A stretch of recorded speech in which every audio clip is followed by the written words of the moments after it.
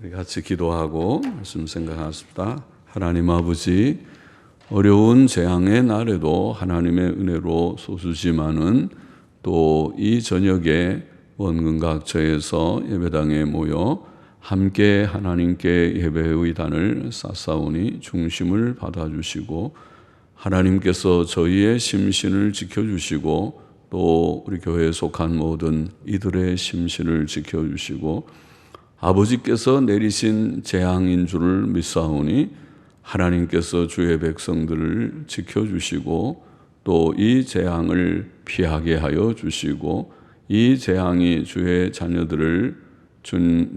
자녀들에게 침범치 못하게 하여 주시기를 원하오며 아버지, 이 저녁에도 부족하고 미천한 종에게 하나님의 귀한 말씀 스가랴서 3장의 말씀을 주님 조금 해석하며 증거할 힘을 주시고 하나님의 영광과 모인 사랑하는 모든 영혼들의 유익과 또 말씀을 함께 주님이여 나누는 모든 이들에게 하나님께서 은혜를 주시기를 원하고 감사하며 하나님의 영 진리의 영께서 우리 가운데 계셔서 미천하고 무익한 종의 심령을 주장하시고 또 듣는 모두들의 심령을 주장하셔서 유익이 되게 하여 주시기를 원하옵고 주님 온 우주에 충만하시고 일곱 영으로 오늘도 역사하시는 주께서 역사하시고 또 주의 뜻 이루어 주시기를 원하옵고 예수님의 이름으로 기도하옵나이다.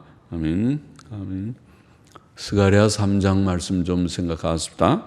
메시아의 단번 속죄의 제목을 이렇게 적어봤습니다. 1절부터 다시 좀 몇 절 보십시다. 대제사장 여호수아는 여호와의 사자 앞에 섰고 사탄은 그의 우편에 서서 그를 대적하는 것을 여호와께서 내게 보이시니라. 여호와께서 사탄에게 이르시되 사탄아, 여호와가 너를 책망하노라. 예루살렘을 택한 여호와가 너를 책망하노라. 이는 불에서 꺼낸 그슬린 나무가 아니냐 하실 때에 여호수아가 더러운 옷을 입고 천사 앞에 섰는지라. 그까지 먼저 보십시다. 대제사장 여호수아는 이스라엘 백성을 상징했다고 보입니다. 제사장은 백성들을 대표하는 자였습니다. 선지자는 하나님을 대신하여 대변하여 백성들에게 하나님의 뜻을 전하는 자라면 하나님의 대리자라고 하면 제사장은 백성의 대표자입니다. 그래서 백성들을 대신해서 백성들의 죄를 대신해서 제사를 하나님 앞에 드리고 백성들을 대신해서 하나님 앞에 드립니다. 대제사장 여호수아, 여기에 나타나 있는 이 여호수아의 그 대제사장 여호수아를 지금 스가랴가 보는데 그 모습은 이스라엘 백성을 상징한 것이라고 보입니다. 여호와께서는 대제사장 여호수아가 여호와의 사자 앞에 섰고 사탄이 그의 우편에 서서 그를 대적하는 것을 스가랴 선지자에게 보여주셨습니다. 사탄이 여호수아를 대적한다, 그렇게 표현했습니다. 사탄과 악령들은 타락한 천사들인데 실제로 존재합니다. 사탄은 하나님의 백성을 대적하고 비난하는 자입니다. 여호와께서는 사탄에게 사탄아, 여호와가 너를 책망하노라. 예루살렘을 택한 여호와가 너를 책망하노라고 말씀하셨습니다. 하나님께서는 그가 사랑하셔서 택한 백성을 위하시고 여호수아와 이스라엘 백성을 위하시고 또 그 백성을 대적하고 비난하는 사탄을 책망하십니다. 사탄아, 내가 여호와가 너를 책망하노라. 여호와가 너를 책망하노라. 하나님께서는 또 이는 불에서 꺼낸 그슬린 나무가 아니냐라고 말씀하셨습니다. 그때 여호수아는 더러운 옷을 입고 천사 앞에 서 있었습니다. 불에서 꺼낸 그슬린 나무는 죄의 징벌로 인한 바벨론 포로 생활에서 구출된 이스라엘 백성을 묘사하고 더러운 옷은 이스라엘 백성에게 행위의 의의가 없음을 보입니다. 인생의 의의는 저와 여러분 우리들의 의의라고 하는 의행, 선행이라고 하는 우리의 의의는 더러운 옷과 같습니다. 이사야 64장 6절은 증거하기를 대저 우리는 다 부정한 자 같아서 우리가 다 부정하다 깨끗지 못한 자 같아서 늘 생활해도 부정해지지만 손이 항상 더러워지고 매일매일 우리가 목욕을 하는 것이 좋고 머리도 좀 자주 감아야 매일 감는 것이 좋고 자꾸 더러워집니다. 그래서 그런 우리의 몸도 더러워지지만은 우리의 영혼이 우리라는 우리의 이 인격이 더러워집니다. 우리는 부정한 자 같다고 그렇게 말을 했습니다. 우리는 다 부정한 자 같아서 우리의 의는 그러면 우리의 의라고 하는 것은 무엇인가? 여기 표현하기를 우리의 의는 다 더러운 옷 같으며 그렇죠? 깨끗한 옷을 입고 우리가 금방 좀 하루 이틀 지나면은 뭐가 좀 묻고 먼지가 묻고 또 일주일 지나면 많이 묻고 그러지 않습니까? 그래서 또 빨고 빨래도 하고 그러니까 빨래를 자꾸 하죠. 그처럼 우리의 의가 더러운 옷과 같이 좀 깨끗한 하나님께서 깨끗한 의를 우리에게 입혀주시지만은 그 의가 실제 우리의 인격과 삶 속에서는 자꾸 더러워진다는 것입니다. 생각으로 말로 행실로 더러워집니다. 그래서 우리의 의는 다 더러운 옷 같으며 우리는 다 쇠폐함이 잎사귀 같으므로 우리의 죄악이 바람같이 우리를 몰아가나이다. 물론 지금 이스라엘 백성들의 매우 부패된 실상을 표현하는 말씀일 것입니다. 말씀이라고 봅니다. 그러나 구원받은 우리도 인간이 전적으로 부패되어서 하나님의 은혜로 구원을 받았지만은 구원받은 우리들 속에도 이런 죄성, 이런 부패성, 육신이라고 성경에 표현하는 남은 찌꺼기와 같은 죄성이 있습니다. 그래서 이런 죄성 때문에 늘 우리가 전쟁하듯이 죄와 싸우고 있습니다.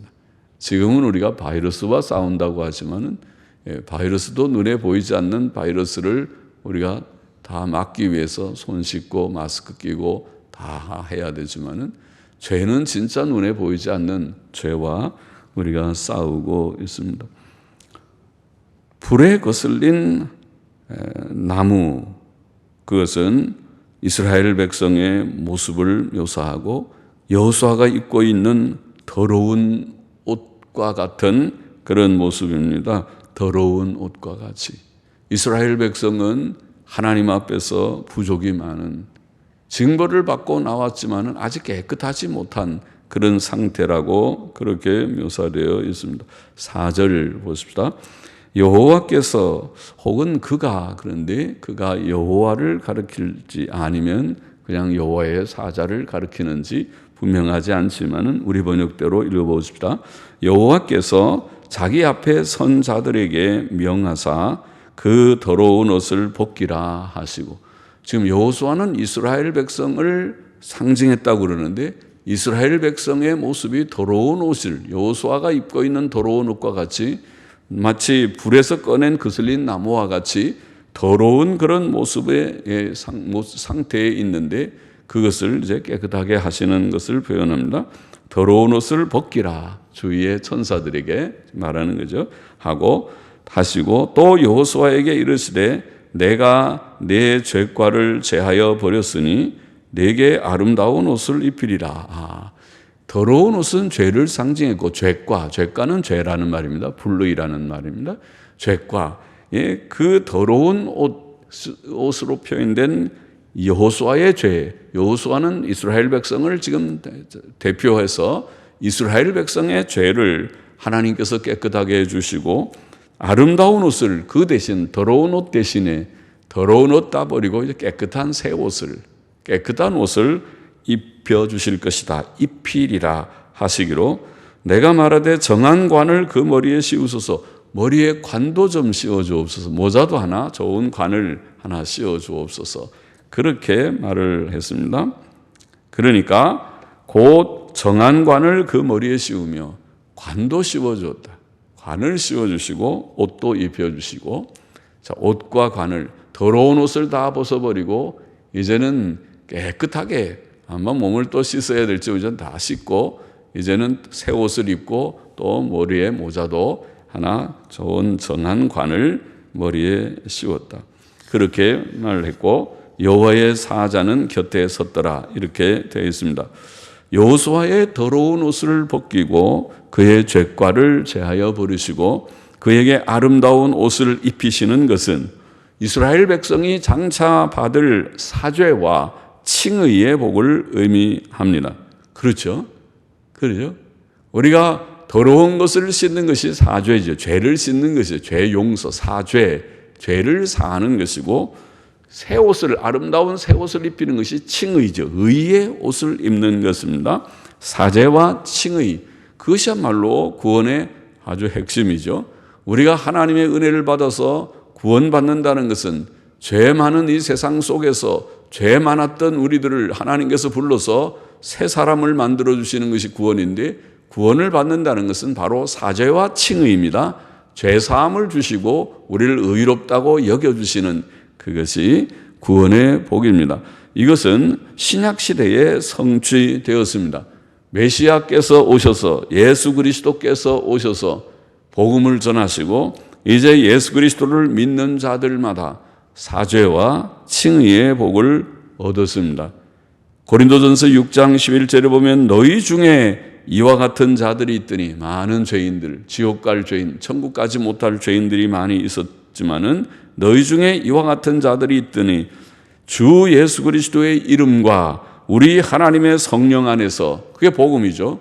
주 예수 그리스도를 전하고 구주 예수께서 우리를 위하여 십자가에 죽으셨다는 이 속죄의 사실을, 십자가의 그리스도를 전파했더니, 복음을 전파했더니 주 예수 그리스도의 이름과 우리 하나님의 성령 안에서 성령께서 역사하셔서 복음과 더불어서 예수 그리스도의 이름과 하나님의 영은 바로 예수님을 증거하기 위해 오셨기 때문에 예수 그리스도의 복음과 성령의 역사로 말미암아서 성령 안에서 씻음과 거룩함과 의롭다 하심을 얻었느니라.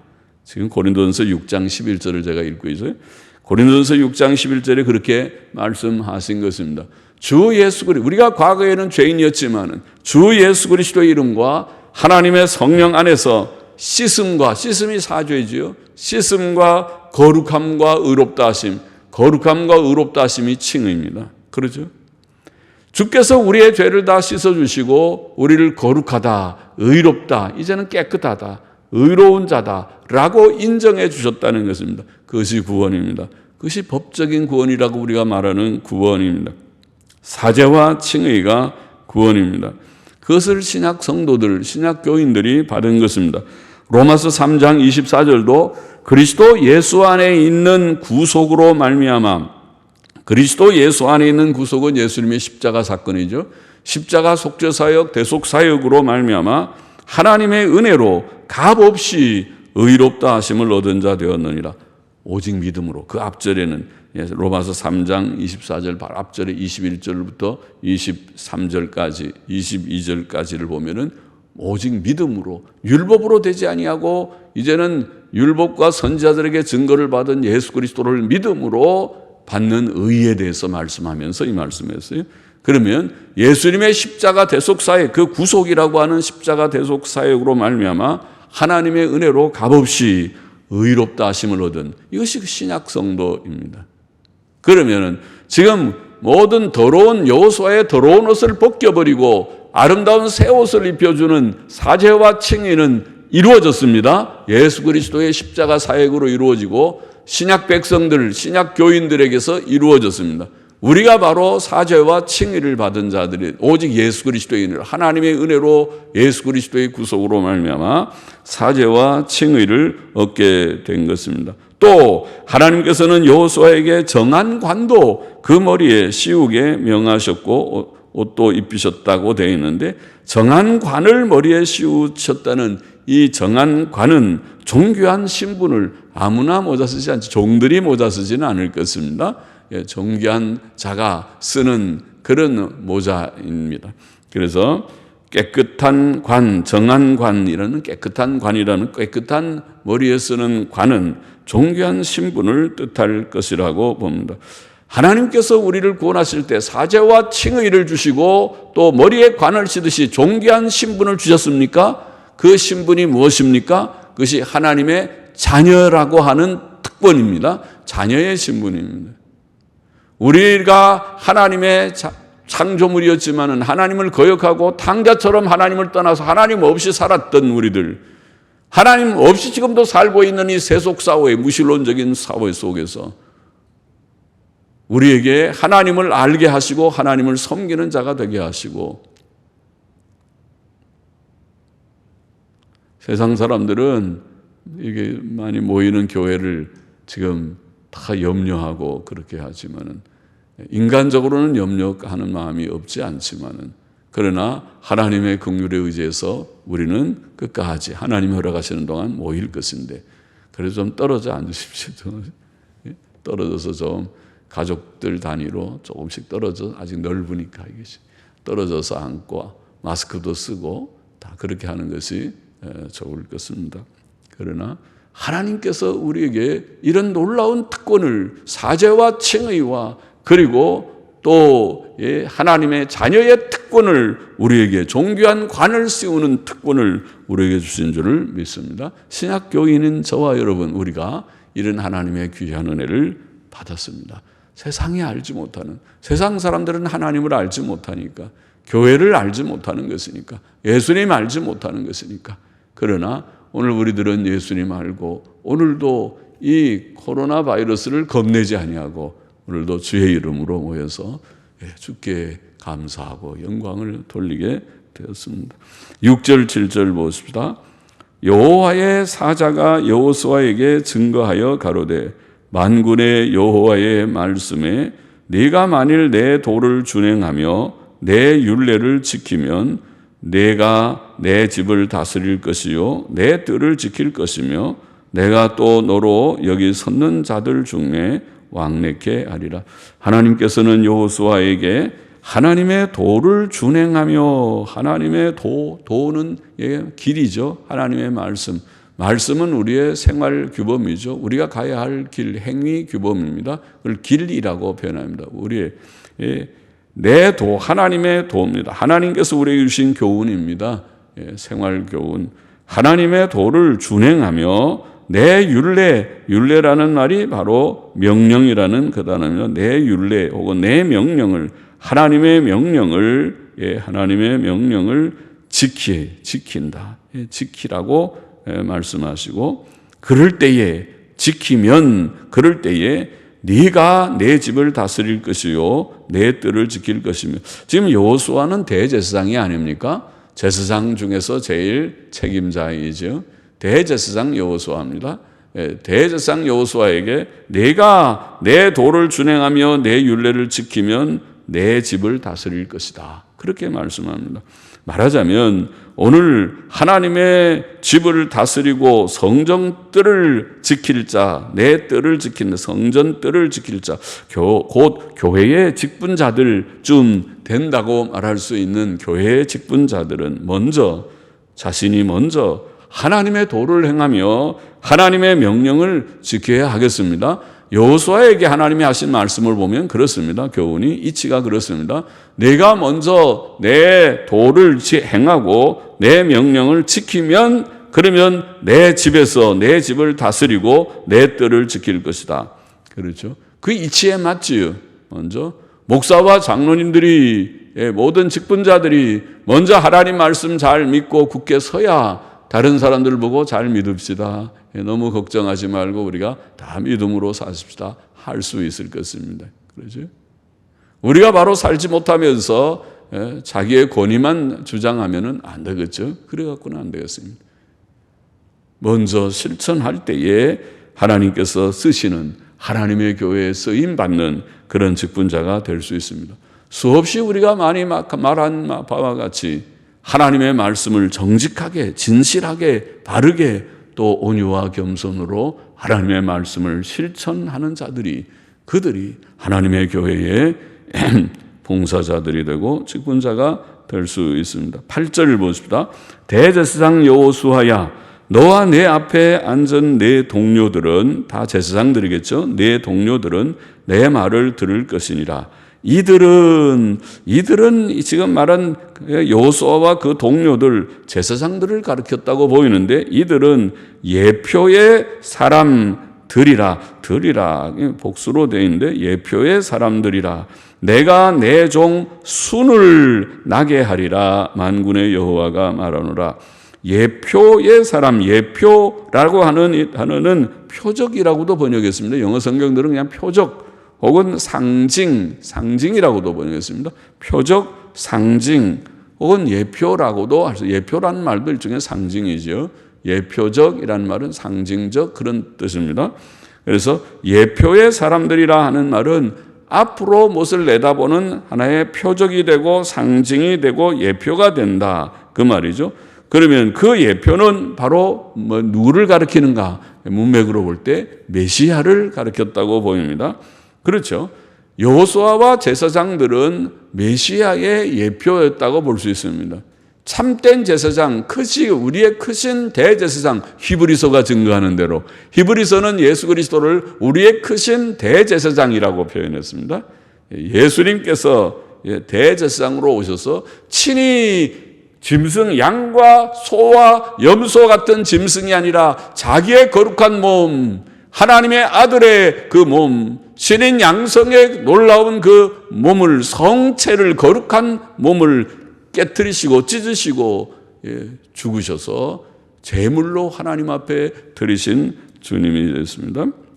그래서 메시아를 예표했습니다. 또 하나님께서는 이 메시아를 내가 내 종 하나님의 종이라고 표현하고 내 종 순을 나게 하리라. 순이 무엇입니까?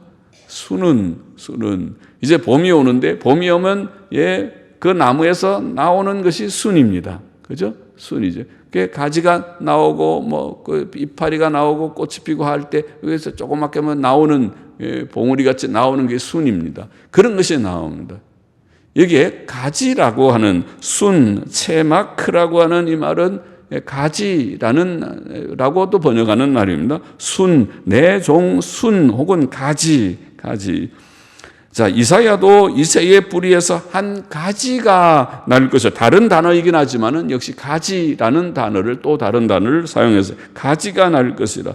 또 예레미야도 하나님께서 다윗에게 한 의로운 가지, 이거는 똑같은 체마크, 이 가지, 여기에 있는 지금 오늘 스가랴서에 나오는 순이라는 단어와 또 거기는 순, 스가랴서 본문은 순이라고 번역했지만 예레미야 23장 5절의 말씀은 가지, 의로운 가지라고 번역했습니다. 똑같은 히브리어 체마크라는 단어가 체마크, 가지 혹은 순. 그렇죠. 그러면은 지금 다윗에게서 한 의로운 가지 혹은 여기서 내 종 순을 나게 하리라. 어디에서 난다는 말이죠? 순을, 메시아를 보내겠다는 말이죠. 순은 가지, 순은 메시아를 보내겠다. 문맥으로 보면 그렇습니다. 9절 이하에 보면은 또 좀 더 분명할 것입니다. 9절, 10절을 보십시다. 내가 너 여호수아 앞에 세운 돌을 보라. 여기에는 메시아를 돌로 표현했습니다. 그렇죠? 돌로. 이사야서요 비슷하죠. 이사야서에도 가지, 돌 그런 표현이 나오고, 그렇죠? 또 베드로전서에도 그것을 인용해서 메시아를, 예수님을 산 돌이시다, 돌이라고 표현했습니다. 또 사람들이 버린 돌이 머릿돌이 되셨다, 돌이라고 표현했습니다. 내가 너 여호수아 앞에 세운 돌을 보라. 여호수아 앞에 한 돌이 있는데 한 돌에 7눈이 있느니라. 신기한 돌입니다. 돌이긴 돌인데 돌에 눈이 달렸습니다. 이 눈이 달린 돌이 어디 있어요? 눈은 짐승이나 사람에게 달려있지, 사람에게 눈이 얼마나, 사람의 다 눈으로 쳐다보고 하는, 얼마나 눈이 좋은 것인지, 참 좋은 것이죠. 눈은 볼 수 있는 것이. 눈이 없다면 얼마나 답답한지, 아무것도 안 보이는데. 돌은 눈이 없습니다. 돌은 생명이 없습니다. 영혼의 돌에 생명이 없어서 거기서 뭐 이렇게 보는 눈이 필요도 없지만은 눈이 없습니다. 그런데 여기에 이 신기한 돌은 눈이 있습니다. 눈도 7개나 있습니다. 한 돌에 7눈이 있느니라. 내가 새길 것을 새기며, 돌은 보통 새기죠. 채석장에 가면은 돌을 채석한다고 그러죠. 채를 딱 잘라내, 큰 돌을 바위 덩어리에서 돌을 일부를 잘라내고 그거를 다 징으로 다 다듬어요. 다듬어서 그걸로 여러 가지 모양을 만들어내죠. 그거를 새긴다. 거기다 돌을 가지고 뭘 새기려면 망치로 징 가지고 이렇게 때리죠. 새 막대 같은 걸로 다 때려서 새기는 것입니다. 내가 새길 것을 새기며 이 땅의 죄악을 하루에 제하리라. 놀라운 말씀. 오늘 제목처럼 단번 속죄, 메시아의 단번 속죄. 한 번에 하루에 이 땅의 죄악을 다 제하리라.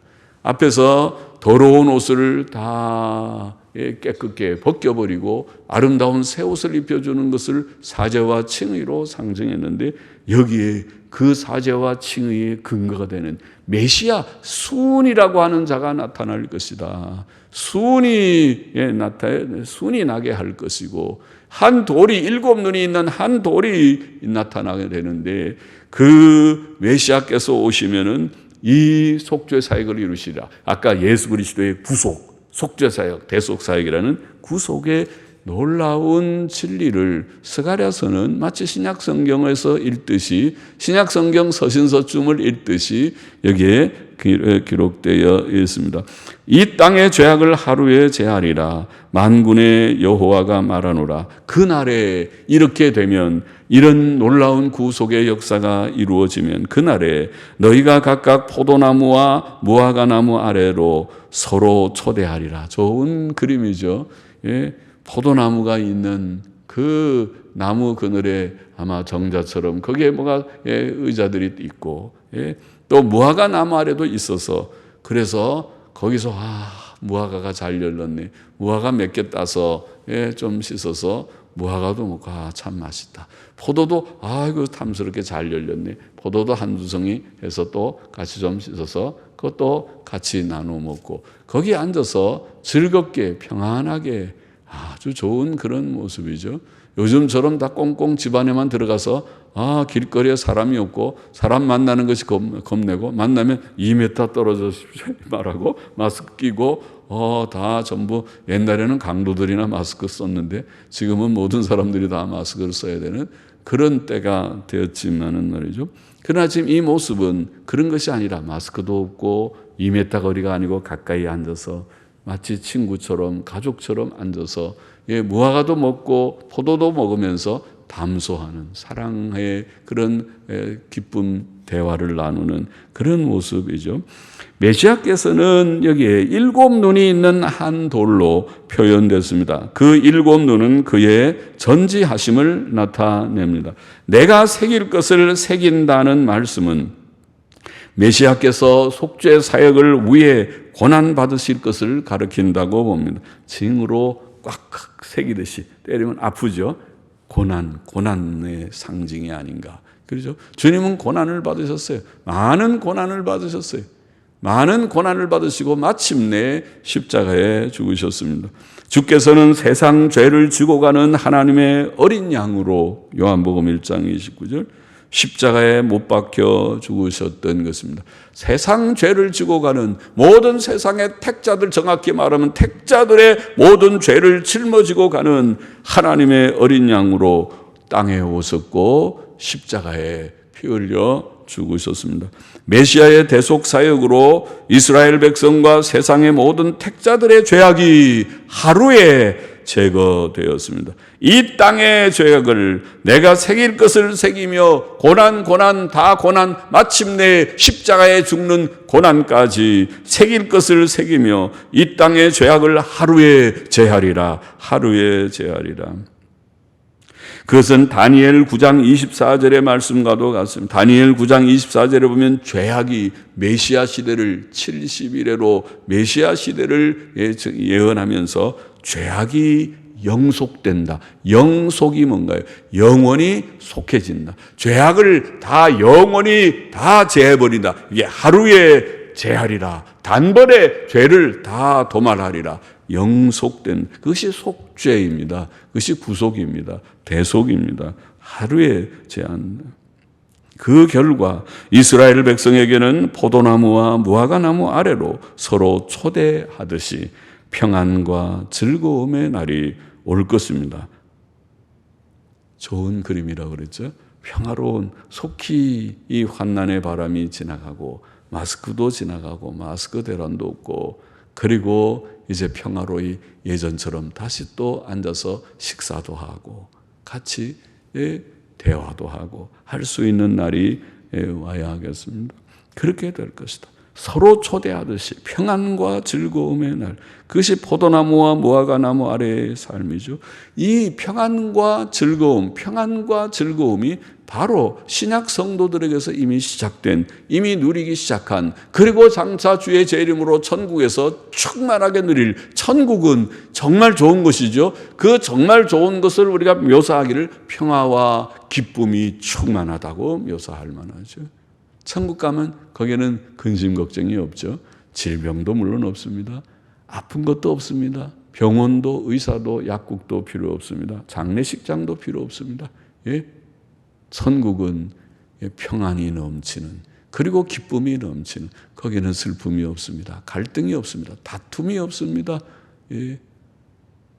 거기에는 기쁨과 평안이 넘치게 되는 그 천국이 지금 성도들 속에서 임해서 내가 주는 평안은 세상이 주는 것 같지 않다. 너희는 마음에 근심하지 말고 평안. 수고하고 무거운 짐진 자들아 다 내게로 오라. 예수께서 말씀하시기, 우리는 말할 수 없지만은 예수, 하나님의 아들 예수께서 말씀하시기를 수고하고 무거운 짐진 자들은 다 내게로 오라. 나는 예수입니다. 예수께로 오라. 그리하면 너에게 쉼을 얻게 하리라. 예? 너희를 쉬게 하리라. 내가 주는 평안은 세상이 주는 것 같지 않으니 너희는 마음에 근심하지 말라. 예, 평안하라.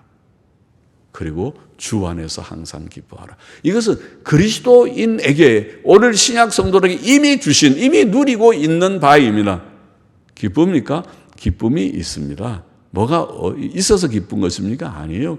그런 거 없었습니다. 예.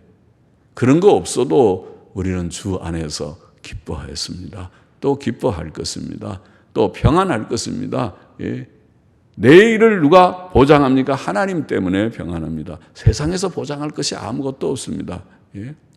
지금 온 세계는 코로나 때문에 내일을 예측하지 못하고 있습니다. 예. 전쟁이라고 표현하고 있습니다. 앞으로 커질지 작아질지 알 수 없다고 말합니다.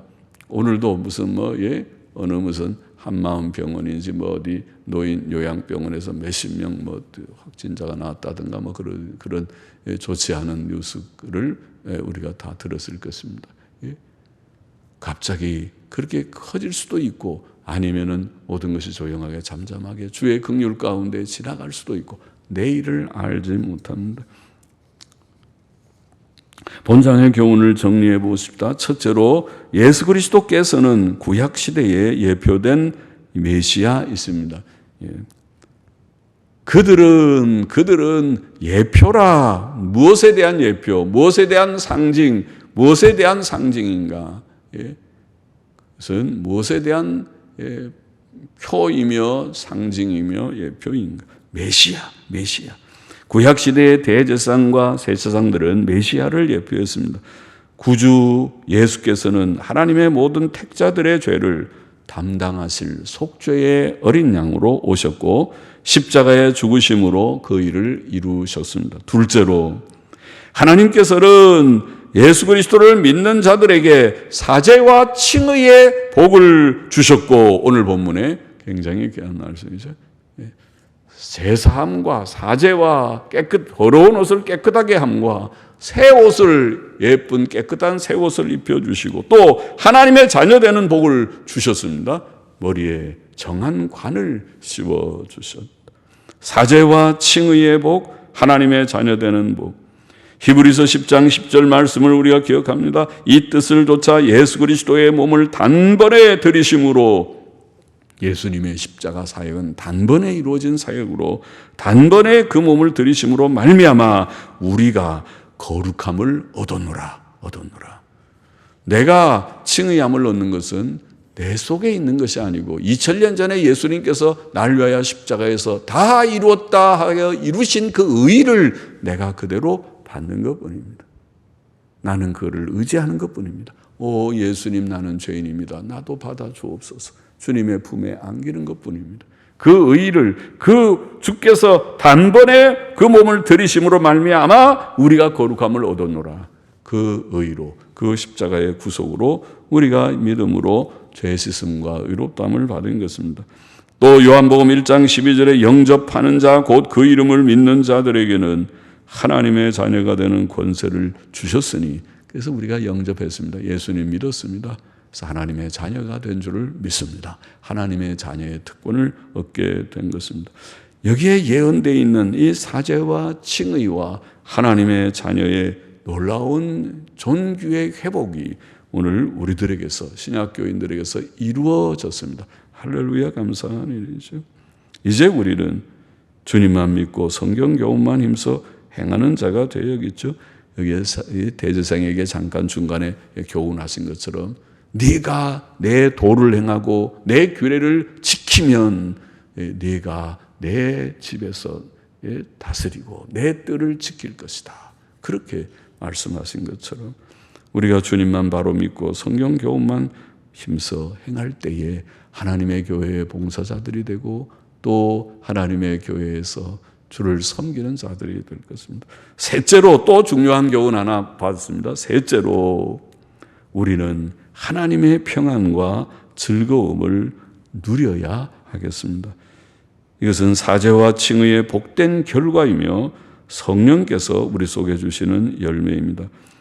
우리는 주께서 주시는 참 평안, 세상이 주는 것과 다른 참 평안을 누리는 자가 되어야 되고, 주님 감사합니다. 나의 마음에 좌정하셔서 이 요동하는 세상, 불안하기 그지없는 세상 속에서도 지켜주옵소서.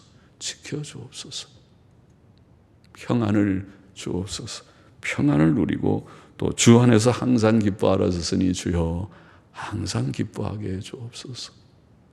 싸우지 말고, 싸우지 마시고, 너무 갈등하지 마시고, 평안과 기쁨이 오늘도 우리의 심령 속에, 우리의 삶 속에, 우리의 가정 속에, 우리 교회 속에, 우리 주위에 넘치게 되기를 소망합니다. 기도하십시다. 하나님 아버지, 메시아께서 여기 오늘 구약시대에 예표된 메시아께서 땅에 오셔서 십자가 대속 사역으로 놀라운 하나님의 뜻을 이루시고 오늘 우리에게 사죄와 칭의와 하나님의 자녀되는 복을 주셨고 또 그것에 근거해서 평안과 기쁨을 누리게 하신 이 놀라운 하나님의 은혜를 스가랴서의 본문에서 우리가 다시 기억하게 하시고 찾고 또 조금이라도 이해하게 하신 것을 감사하며 이 은혜를 오늘 이 밤에 여기에 모인 모두들이 마음속에 다시 새기면서 기뻐하고 감사하고 영광을 돌리면서 하나님께 주신 대로 이제는 세상으로 돌아가지 않고 죄악된 삶 살지 않고 경건하고 의롭고 정직하고 선하고 진실한 삶을 살아가게만 하여 주시고 온유와 겸손으로 단장된 우리들이 되게만 하여 주시고 하나님이 주시는 참된 평안과 기쁨을 땅 위에서 누리는 모두들이 되게 하여 주옵소서. 예수님의 이름으로 감사하며 기도하옵나이다. 아멘.